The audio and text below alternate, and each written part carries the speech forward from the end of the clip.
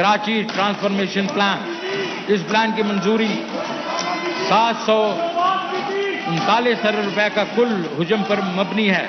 اس کے لیے وفاقی حکومت PSDB میں 98 ارب روپے دے رہی ہے، جبکہ سرکاری و نجی شعبے کے اشتراک سے 509 ارب روپے کا اور سپریم کورٹ فنڈ سے تمام ویب سے 125 ریکویسٹ ہے کہ آپ اپنے ممبران اپنے علاقے اپنے سیٹ پہ رہیں۔ ویب سے ریکویسٹ ہے کہ اپنے ممبران کو اپنی سیٹ پہ رکھوائیں۔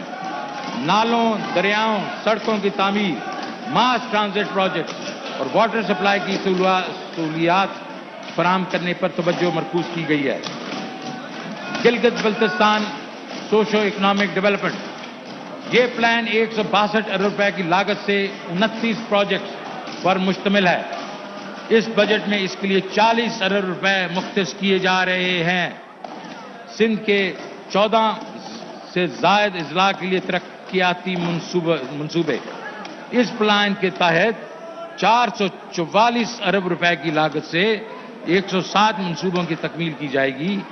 ان سکیموں کے ذریعے مختلف علاقوں کے کنیکٹیویٹی، بجلی کی سپلائی، اعلیٰ تعلیم کی فراہمی، سکلز کی بہتری، نوجوانوں کے لیے اسپورٹس کی سہولیات اور علاقے میں زرعی شعبے کے بڑھتی ہوئی طلب کو پورا کرنے کے لیے آبی وسائل کی تعمیر ہمارا نصب العین ہے۔ اس سال بجٹ میں اس مقصد سے 19.5 ارب روپیہ رکھا گیا ہے۔